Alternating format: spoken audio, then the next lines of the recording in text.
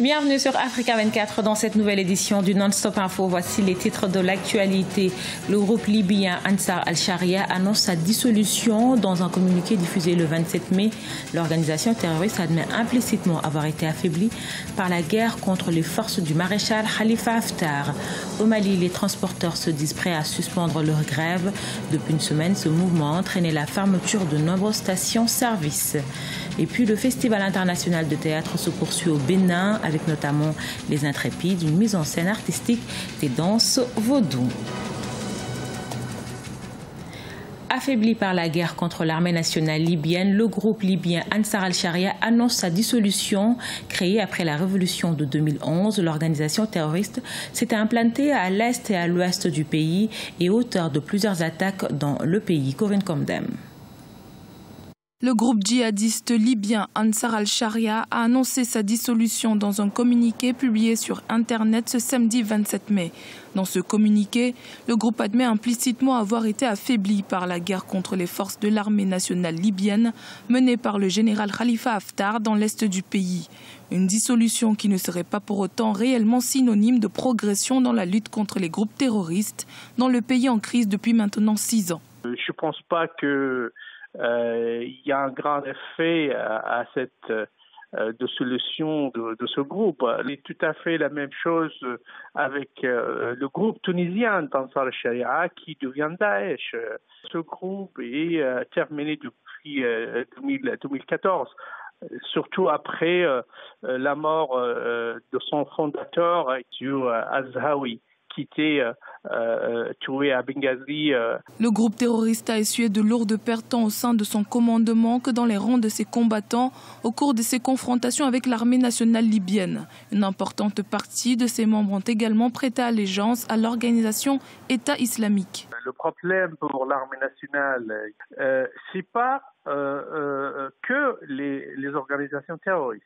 Il y a d'autres organisations comme le groupe compétent libyen qui contrôle la moitié de Tripoli, bien sûr, de M. Belage.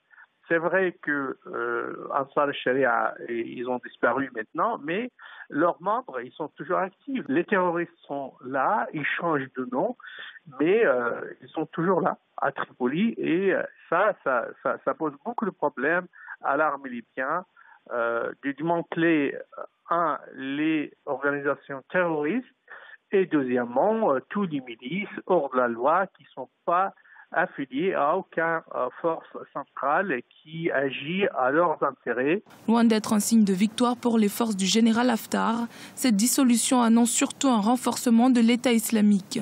L'armée nationale va devoir faire face désormais à la branche libyenne de l'organisation terroriste, dont l'effectif ne cesse de croître. En Algérie, 2 jours après sa nomination, le ministre du Tourisme, Messaoud Benagoun, est limogé par le président Abdelaziz Bouteflika, âgé de 37 ans. Celui qui était le plus jeune ministre au sein du gouvernement était sous le feu des critiques depuis sa nomination. Pour son passé judiciaire, son parcours universitaire serait par ailleurs également remis en question. C'est l'une des conséquences de la grève des transporteurs au Mali, le manque de carburant. Débuté le 22 mai, le syndicat qui réclame entre autres une inscription au régime de prévoyance pour bénéficier d'une retraite annonce la suspension de leur mouvement d'humeur. Le point sur les négociations avec le gouvernement dans ce reportage de notre correspondant Mokhtar Bari.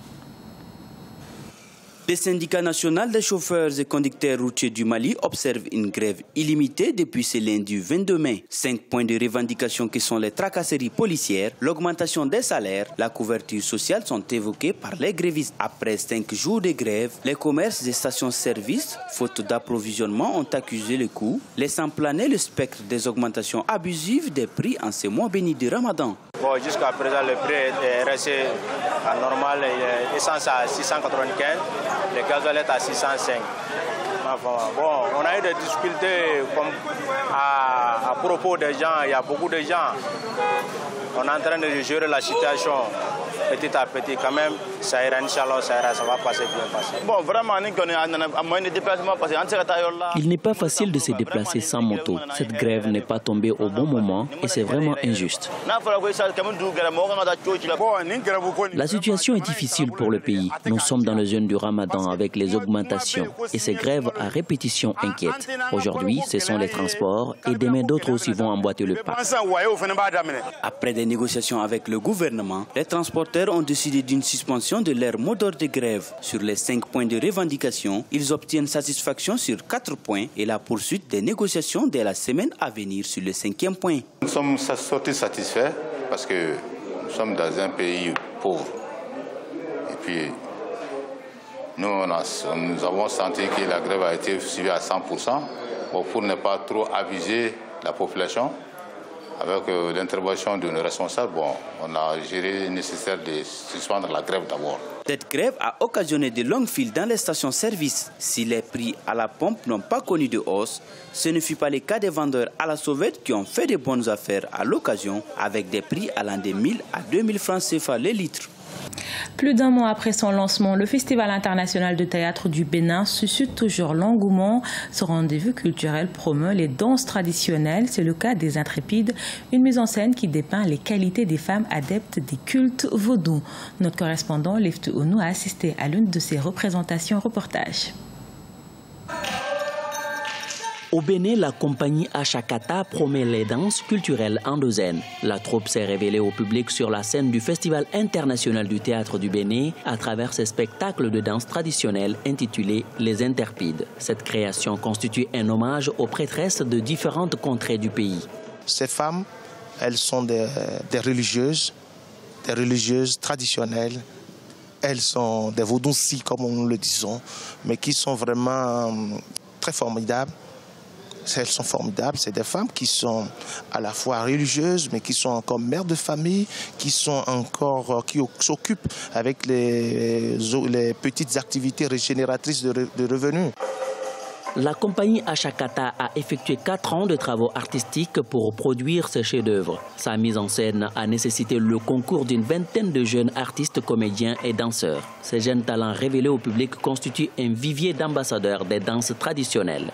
Mes projets dans les médias, c'est percer à l'international, me hisser à travers certains festivals à l'étranger pour quand même dire que nous existons aussi.